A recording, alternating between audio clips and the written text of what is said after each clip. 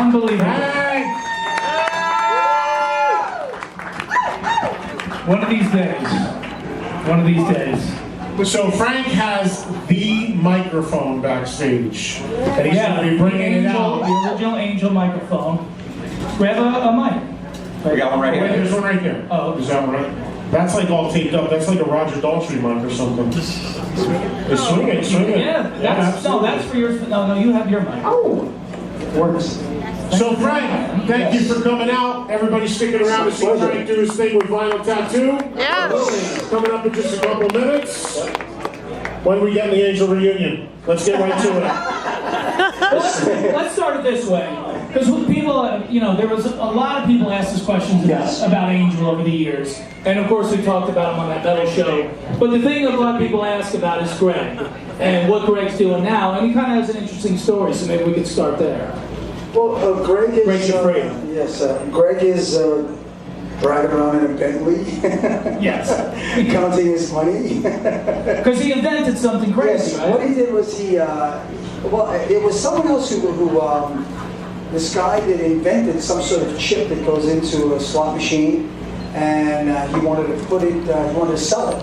And Greg said, no, let's not sell it, we're going to patent it. So they patented the chip, so that every time this chip goes into a slot machine, both those guys get money. Nice. And you know how many slot machines there are? That's unbelievable. He actually owns a casino, right? And well, he was partners in the Hard Rock in Biloxi. Yes.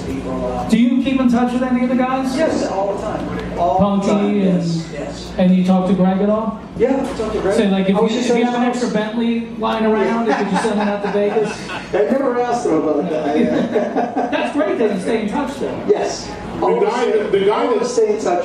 Felix was just out here about a month ago. Wow. We both of us went out for dinner and stuff. Barry I talk to all the time.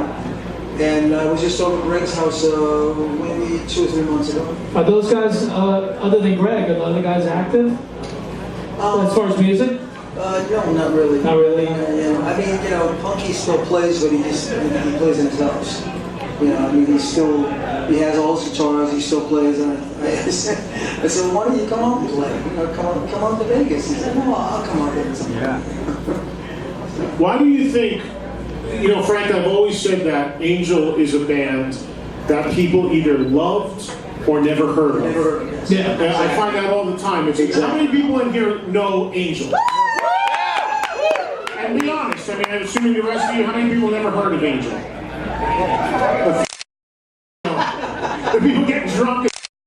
But it's funny because Jim, I mean, Angel was on the perception of Angel was maybe much. Every magazine, it was like Angel versus Kiss and Angel versus. Really, in reality, never translated that way. Why do you think that was?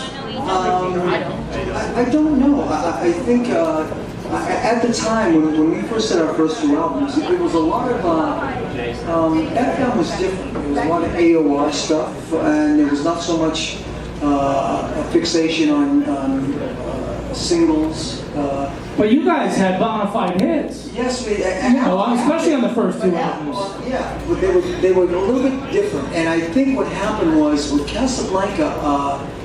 Casablanca was having a huge problem. I mean, they really couldn't play Kiss on the radio either. Right. Disc jockeys wouldn't play Kiss. Then, because of Donna Summer, they didn't want to take Casablanca serious because of the disco thing, and they thought they don't know anything about rock. Right. And then they had Kiss and they had us, and we were both costume guys, and You guys were like the anti-Kiss, like they were the dark side, you guys were the light side. Well, people say that, but I don't know. When we put our show together, I can't ever remember anyone saying, I have an idea, let's go with white instead of black. Right. Because of Kiss. It just happened to be that. But it's just, because you got, in my opinion, I always felt Angel had better songs. Even though I'm a Kiss fan since I'm 9, I always thought Angel had better songs than them. So it's just, like Eddie said, people either knew you guys or just didn't know you at all. Yeah. I go through this conversation with Richie Randall all the time. From Stars, another great band. Yeah, well, we talk all the time, and Richie says, you know, it's amazing. He said, you know, it's like Angel and Stars are like in that same pocket. Yeah, for sure. You know, absolutely, the bands that people love that knew about or never really heard of. Yeah, if you wear a Star shirt, you'll get at a concert. You'll get like 3 people to come and go, "Oh my God, you're wearing a Star shirt!" And everybody else will have no idea who it is. I wore a Star shirt on that metal show, and I still get email when the show repeats. Where'd you get that Star shirt? I don't call Richie Rano. I don't know. He gave it to me. Frank, I want to ask you this: for you guys that don't know about Angel and what they did in the '70s. One of the things they were so iconic and known for was their stage show, which is a huge production where they would materialize and go up into the sign and come out of pods and all this crazy stuff. Give us the one, like, you had to have had some incredible, like, mishaps on that stage. There had to be some incredible Spinal Tap moments. And of course, if you've seen Spinal Tap, there's the pods roaming. Did that actually happen to you guys where the pod didn't open? Well, close to it. It happened in Japan. Barry never came out of his pod. But I think he was scared. I mean, he was frozen. Was there like a little hammer in there and said, in case of an emergency, break the glass? Well, you told me he was like claustrophobic at one point and he wouldn't get into the pod. Exactly. So where everybody else was in the pod, Barry, the drummer, would stand next to his pod. But you know, they announced, you know, they go through this. I took a lot of the beginning, the opening, as we talk about everyone coming out of the pod and announcing everyone. I took a lot of that stuff from Cahill Brand, but when From who? Cahill Brand, you ever see the Is that a strip club in Jersey? well, anyway, they announced Barry, and he just refused to come up, and the spot stayed on the tower, and none of us knew what to do because you know The voiceover keeps going and starts introducing the next guy, and now Barry's still in there. Still in there. And how did you get him out? No, we didn't. Just pushed it back and never came out again. Somebody's got to come with the propane thing. We're still looking for him right now.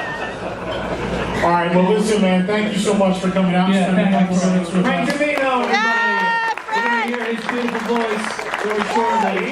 This is a man that can still sing unbelievably. So we'll hear him doing just a few minutes with Vinyl Tattoo. And if you, Thank you. And for the guy who asked the question about who we sort of like get giddy about, like on that metal show, for me, that guy right there. 70s, man, like I said, 70s. That's where it was at for most of us. So. All right, time for the craziness.